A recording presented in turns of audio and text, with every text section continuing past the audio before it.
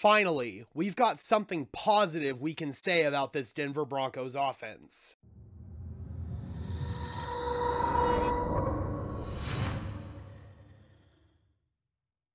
What's up, guys? Welcome to Denver Broncos Syndicate, part of the Sports Syndicate family of channels where we're dedicated to bringing you content about our favorite sports teams. I am your host, Gage Madrid. Before we jump in, guys, you already know the routine by now. Be sure to like, comment, and subscribe. It's the easiest way that you can show your support for the channel, and it's a free way that you can help push us out to other members of Broncos country. Now, as we sit here, entering week 14, we have to ask ourselves one thing. Is there anything positive that we can take away from this Denver Broncos offense? Pretty much every single facet of this Broncos offense has underwhelmed and underachieved this season. Obviously, quarterback has been a massive disappointment. Running back has been absolutely terrible between injuries and just overall poor play. Our wide receiving core has been injury riddled and overall has been inconsistent even when they have been on the field. And don't get me started on that offensive line. However, there is one group amongst the Denver Broncos offense that at least has been somewhat holding their own, and that is the tight end position. Now, obviously, the Broncos entered the season expecting their tight end room to shake out a lot differently than it ended up doing so. Once Noah Fant was shipped off to the Seattle Seahawks as part of the Russell Wilson trade, it was expected that third-year man Alberto Cuebanam would take the next step forward in his development and he would establish himself as Denver's tight end one. However, that has not happened, and Alberto has actually spent most of the season on the inactive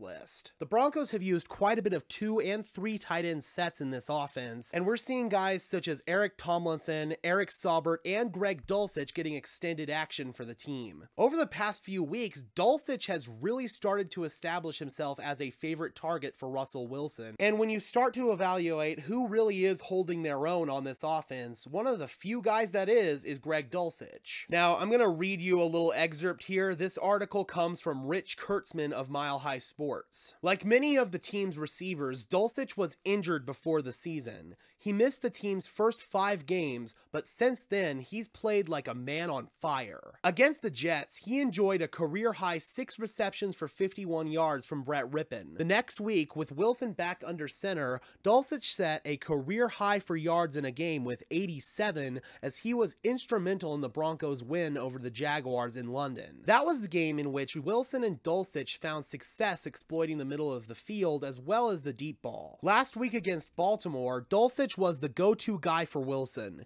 He caught 6 passes on 8 targets for 85 yards.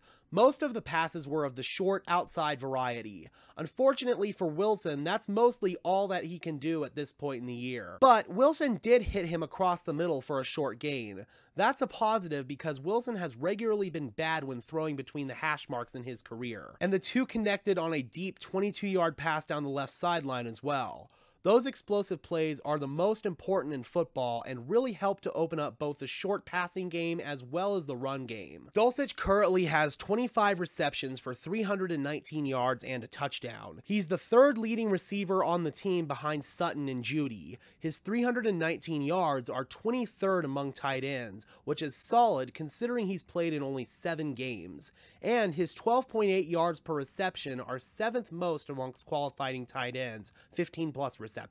As bad as our offense has been these past 13 weeks, one guy that we can at least hang our hat on and say, okay, he's playing well for us, is Greg Dulcich. He's a guy that's definitely going to be a building block for us as we go into at least retooling our roster and trying to see if we can at least try to get a championship out of Russell Wilson. Going forward, Greg Dulcich is going to be a key ingredient for this team's long-term success. I'm curious, Broncos country, if you had to give Greg Dulcich's play this season a letter grade, what would it be? Personally, I'd give him an A-. I feel that the team needs to be using him even more than they already are. He's proven that he can be a solid contributor if given the chance. Be sure to leave a like on this video as well as subscribe and ring the bell so these videos appear in your notification feed. And while you're at it, be sure to follow me on Twitter at Gage Madrid NFL for even more Broncos coverage. And for now, this has been another episode of Denver Broncos Syndicate. I am your host, Gage Madrid, saying peace out.